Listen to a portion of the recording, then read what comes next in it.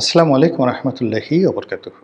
সম্মানিত দর্শক, ত্রয়োদশ জাতীয় সংসদ নির্বাচনের ফলাফল যেভাবে ঘোষিত হয়েছে, এতে করে বিএনপির ক্ষমতায় আরোহণ এবং তারেক রহমান সাহেবের প্রধানমন্ত্রী হওয়া এটি অনিবার্য। যদি কোনো বজ্রপাত না হয়, সরাসরি আল্লাহর কোনো গজব নাজিল না হয়, তাহলে তারেক রহমান সাহেবের প্রধানমন্ত্রী হতে আর কোনো অসুবিধা নেই। আমরা ধরে নিলাম যে তিনি প্রধানমন্ত্রী হচ্ছেন। সেক্ষেত্রে এই মুহূর্তে তার জন্য কী কী চ্যালেঞ্জ হতে পারে, বা প্রধানমন্ত্রী পদে বসার পর তার সামনে প্রথম ৭ দিনে কোন ৭টি জিনিস সবচেয়ে গুরুত্বপূর্ণ বিষয় হিসেবে বিবেচিত হবে। এই বিষয়গুলো আমি যতটুকু জানি, যতটুকু বুঝি, ততটুকু আলোচনা করার চেষ্টা করব। একই সঙ্গে যে জিনিসগুলো দেখা যাচ্ছে না, বোঝা যাচ্ছে না, কিন্তু অলানে ছাড়ে তার সামনে এসে উপস্থিত হতে পারে, সেই বিষয়গুলো বালা বলেন, মুসিবত বলেন, আকস্মিক দুর্ঘটনা বলেন, সেই ঘটনাগুলো তাকে স্মরণে রাখতে হবে। তার দুটো পার্ট, একটা হলো দৃশ্যমান রাষ্ট্রীয় সমস্যা, একই সঙ্গে দৃশ্যমান তার দলের সমস্যা। আর যেগুলো দৃশ্যমান নয় কিন্তু চেয়ারে বসার পরে হঠাৎ করে উপস্থিত হতে পারে, সেই সমস্যাগুলো নিয়ে খুব সংক্ষিপ্তভাবে কিছু কথা বলার চেষ্টা করব। আমার কাছে মনে হচ্ছে যে তারেক রহমান সাহেবকে যদি এই রাষ্ট্রের হাল ধরতে হয়, তাকে সবার আগে দেশের অর্থনৈতিক অবস্থা কোন পর্যায়ে আছে এটা বুঝতে হবে। আর এটা বোঝার জন্য প্রাইভেট যে ব্যাংকগুলো রয়েছে, আর বাংলাদেশ ব্যাংক, এটা গভর্নর নয়, ডেপুটি গভর্নর যারা আছেন, এক্সিকিউটিভ কর্মকর্তা আছেন, এরকম ব্যাংকিং সেক্টরের অন্তত ২০ থেকে ২৫ জন দিকপাল যারা বর্তমান দায়িত্বে আছেন। আর তার সঙ্গে সঙ্গে এখন দায়িত্বে নেই, কিন্তু ফাইন্যান্সিয়াল এক্সপার্ট ব্যাংকের সঙ্গে ছিলেন, কিন্তু মোটামুটি রিটায়ার্ড করেছেন বছর খানেকের মধ্যে। এইরকম ৩০ জন লোকের সাথে ১ থেকে ১.৫ ঘন্টা পরপর ৩-৪ দিন বৈঠক করে তাকে জানতে হবে যে এই মুহূর্তে টোটাল বিদেশি ঋণ কত, বাংলাদেশি ঋণ কত আছে ব্যাংকগুলোর কাছে, সরকারি কর্মকর্তা কর্মচারীদের বেতন হয় কিভাবে, এই বিষয়গুলো তাকে জানতে হবে।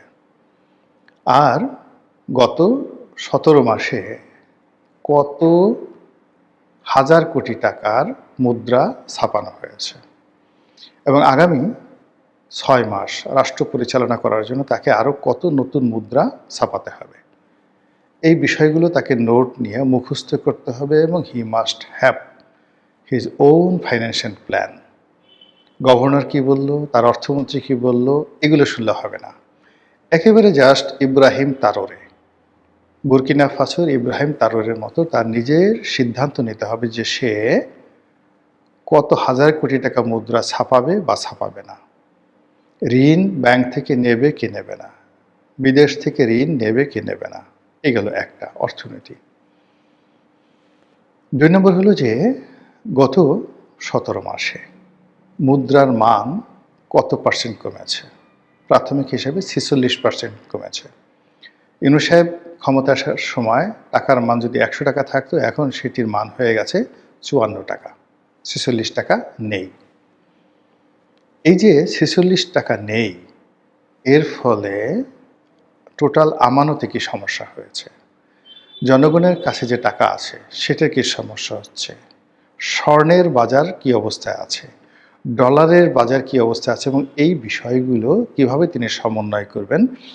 এজন্য তার যাকে বলা হয় বিশ্বস্ত যারা অর্থনীতিবিদ রয়েছেন, ট্রাস্ট অর্দি, সৎ, অনেস্ট এবং আমলাদের মধ্যে রিটায়ার্ড, যাদের দীর্ঘকালীন সুনাম এবং সুখ্যাতি ছিল বা আছে, এরকম অর্থনীতিবিদদের কাছে এই দুটো জিনিস তাকে জানতে হবে।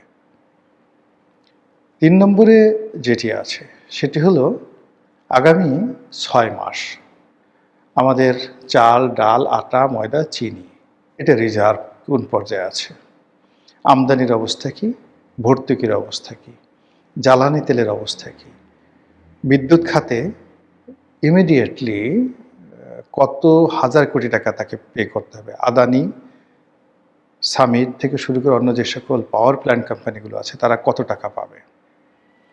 এবারে বিদেশি যে ঋণ, সেই বিদেশি ঋণের সংখ্যা কত। শেখ হাসিনা যখন ছিলেন তখন 2 লক্ষ কোটি টাকা ছিল বলে আমরা দেখেছি। পরবর্তীতে এটা গত 17 মাসে নাকি এটা 23 লক্ষ কোটি টাকা হয়ে গেছে। How it is possible? এটা কি করে সম্ভব? এটা তিনি কি করে সামাল দেবেন? তাকে প্রতি মাসে কিভাবে এই বিদেশি ঋণের সেই অর্থ পরিশোধ করতে হবে, এই বিষয়গুলো তাকে খুব বোল্ডলি সিদ্ধান্ত নিতে হবে। আদারওয়াইজ বিদেশিরা এই যে সরকারের সাথে এই মুহূর্তে যে অবস্থাগুলো তৈরি করেছে, সেটা যদি তার জমানাতে চলতে থাকে এবং 1 মাস যদি তিনি এইভাবে চলেন, তার সরকারের জন্য অনিবার্য পতন চলে আসবে।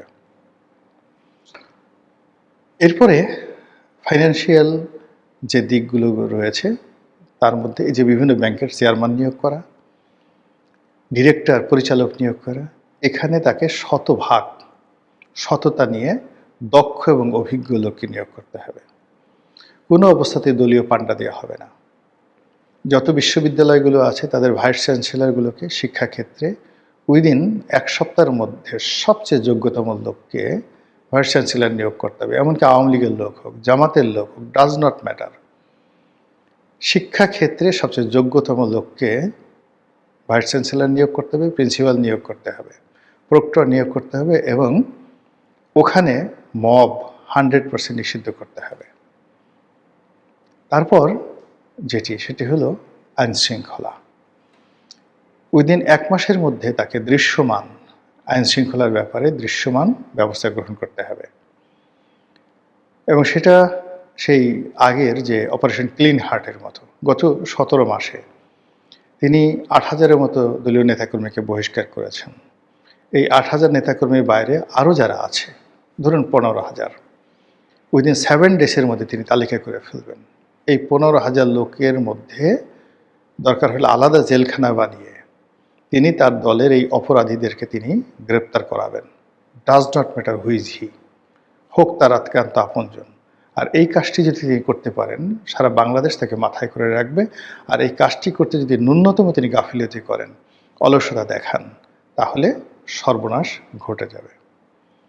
আরেকটি হলো তিনি লন্ডন থেকে যে গ্রুপটি নিয়ে আসছেন, সেই গ্রুপের সঙ্গে যারা বাংলাদেশে গত 17 বছর ধরে কষ্ট করেছেন, তারপরে ত্যাগ তিতিক্ষা প্রমাণ দিয়েছেন, জীবন তছনছ করে দিয়েছেন দলের জন্য, তাদেরকে মূল্যায়ন করতে হবে এবং কোনো অবস্থাতেই তার লন্ডনে গ্রুপ দ্বারা যেন দলের পরীক্ষিত নেতাকর্মীরা লাঞ্ছিত না হন, অপমানিত না হন, এই কাজটি করতে হবে।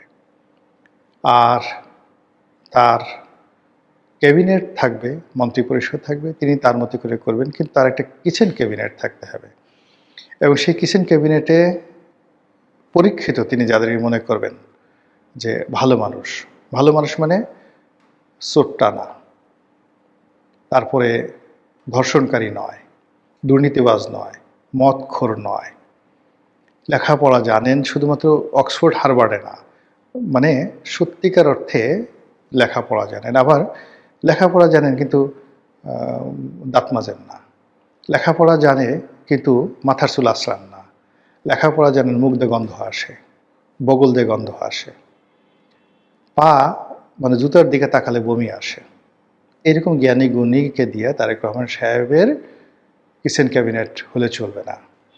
তাকে কেতাদুরস্ত বারাক ওবামার মতো স্মার্ট লোক লাগবে, মানে যা সেটা ধারণ, মানে কথা, শিক্ষা, পোশাক আশাক এবং পারিবারিক জীবন সব মিলিয়ে বারাক ওবামাকে যদি আমরা আদর্শ মানুষ হিসেবে ধরি, এইরকম কিছু লোক তার লাগবে তার কিচেন ক্যাবিনেটে, বিভিন্ন বয়সের 10 থেকে 12 জন। আদারওয়াইজ তার যে অপূর্ণতা রয়েছে, তিনি 17 বছর দেশের মধ্যে ছিলেন না, টেকনোলজিক্যাল তার যে জ্ঞানের অপূর্ণতা থাকতে পারে, অর্থনীতির ব্যাপারে থাকতে পারে, রাজনীতির ব্যাপারে থাকতে পারে, এটা তার সেই কিচেন ক্যাবিনেট অনেকটা সম্রাট আকবরের 9 জুয়েলসের মতো এরকম তার 9-10 জন জুয়েল লাগবে। আর মন্ত্রী পরিষদে যারা মন্ত্রী হবেন তারা তো দলের মধ্যে থেকে হবেন, তারা তাদের মতো অর্ডিনারি কাজ করবেন, কিন্তু আর কিচেন ক্যাবিনেটটা অত্যন্ত স্ট্রং হবে। এবং শেখ হাসিনা যে 15 বছর টিকেছিলেন তার কিন্তু অত্যন্ত স্ট্রং একটা কিচেন ক্যাবিনেট ছিল। সেখানে এস.টি. ইমাম, মশিউর রহমান সাহেবের মতো মানুষ, মানে বিখ্যাত বিখ্যাত সব যারা ঝানু লেখাপড়া যারা মানুষ, তারা কিন্তু ছিলেন সামরিক বেসামরিক লোকজন। তারও কিন্তু এরকম লাগবে। এবং এখন যারা আছে, তার আশেপাশে যারা আছে, এই কিচেন ক্যাবিনেটে মেম্বার হতে পারেন এরকম একজন লোককেও আমার পছন্দ হয় না। ফলে এই সমাজ থেকে তাদেরকে বের করতে হবে। অথবা যে সমস্ত লোক বিদেশে টাকা খেয়ে বিরাট একটা ভুঁড়ি আছে, বড় বড় কথা বলে, টাকা দিলে কথা উল্টে যায়, এরকম লোকজন যারা ডক্টর ইউনূস সাহেবকে ডুবিয়েছেন, বিভিন্ন রিপোর্ট করার নাম করে টাকা নিয়েছেন, তাদের কাছ থেকে তাকে দূরে থাকতে হবে। এগুলো হলো তার নর্মাল কাজগুলো। আর বিপদ আপদ আসতে পারে, সেটা হলো যেটা এই যে প্রথমেই যেটা হবে, সরকারি যারা আমলা কামলা আছেন তাদের বেতন বৃদ্ধি করা হয়েছে, প্রস্তাব করা হয়েছে, এটি বাড়ানোর জন্য দাবি করা হবে। দ্বিতীয়ত হলো যে ডক্টর মোহাম্মদ ইউনূসের সময়টিতে বেশ কিছু সংস্কার করা হয়েছে, বিশেষ করে জাতীয় রাজস্ব বোর্ডে যে সংস্কারগুলো করা হয়েছে এগুলো পরিবর্তন করার জন্য তার উপর চাপ প্রয়োগ করা হবে। জুডিশিয়ারিতে কিছু সমস্যা হয়েছে, সেগুলো নিয়ে তাকে সিদ্ধান্ত নিতে হবে। আওয়ামী লীগের ব্যাপারে তাকে সিদ্ধান্ত নিতে হবে রাজনৈতিকভাবে। কোনো রকম বোগাস কথাবার্তা, তার কোনো লোক বলা যাবে না তার অনুমতি ছাড়া। তিনি যদি আওয়ামী লীগকে নিষিদ্ধ করতে চান, আওয়ামী লীগের উপর স্টিম রোলার চালাতে চান, তাদের উপর যে অত্যাচার করানো হয়েছে ঠিক একই অত্যাচার করতে চান, তো সেটা তাকে সম্মিলিতভাবে ওটার উপর স্থির থাকতে হবে। কোনো দোদুল্যমানতা নাই। শেখ হাসিনা যেমন একেবারে বিএনপিকে শেষ করবেন, তারপর জামাতকে শেষ করবেন, সেই ব্যাপারে তিনি ডিটারমাইন্ড ছিলেন, তাকে কনফিউজ করা যায়নি। তো তাকেও এই ব্যাপারে সিদ্ধান্ত নিতে হবে আওয়ামী লীগের ব্যাপারে তিনি কী করতে চান। তিনি যদি আওয়ামী লীগকে রিফাইন করতে চান, এস্টাবলিশ করতে চান, অথবা নিষিদ্ধ করতে চান, যে কোনো একটা ব্যাপারে তাকে আওয়ামী লীগের ব্যাপারে খুব স্ট্রং একটা সিদ্ধান্ত নিতে হবে, হোয়াট এভার মেবি। কিন্তু দোদুল্যমানতা সৃষ্টি হলেই তিনিও শেষ হবেন, তার দলও শেষ হয়ে যাবে। এর বাইরে ক্ষমতাসীন দল, তার দলের মধ্যে অন্তর্দ্বন্দ্ব, অন্তর্কলহ, যেটা 1991 সালে ছিল, সাত্তারের সরকারে ছিল, এমনকি শহীদ প্রেসিডেন্ট জিয়াউর রহমানের সরকারে ছিল। মন্ত্রীদের মধ্যে 2-3টা গ্রুপ ছিল। এবং এই যে তার ক্যাবিনেটে যদি 2-3টা গ্রুপ হয়ে যায় এবং এরা যদি সকাল বিকাল সমালোচনা করে এবং তার কাজে বাধা সৃষ্টি করে, তার ফেল হতে সময় লাগবে না। অন্যদিকে তার এমার্জেন্সি ফান্ড লাগবে। সামনে কালবৈশাখী ঝড় আসবে, বর্ষাকাল আসবে। এই সময়টাতে প্রধানমন্ত্রীর ত্রাণ তহবিল বলতে গেলে খালি, ব্যাংকগুলো খালি। ফলে এখানে জরুরি ভিত্তিতে তার অর্থ লাগবে, বিত্ত লাগবে।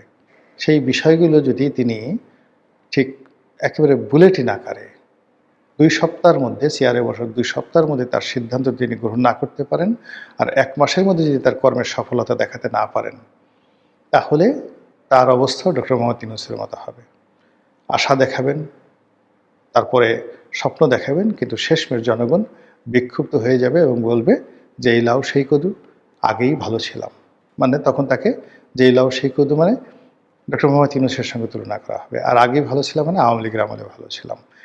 তো কাজেই এই যে সুযোগ, অবারিত একটা সুযোগ আসছে, এই সুযোগটি তিনি কাজে লাগাবেন, ভালোভাবে কাজে লাগাবেন এবং সফল হবেন, দেশ প্রগতির দিকে আগাবে, এটাই প্রার্থনা। আসসালামু আলাইকুম ওয়া রাহমাতুল্লাহি ওয়া বারাকাতুহু।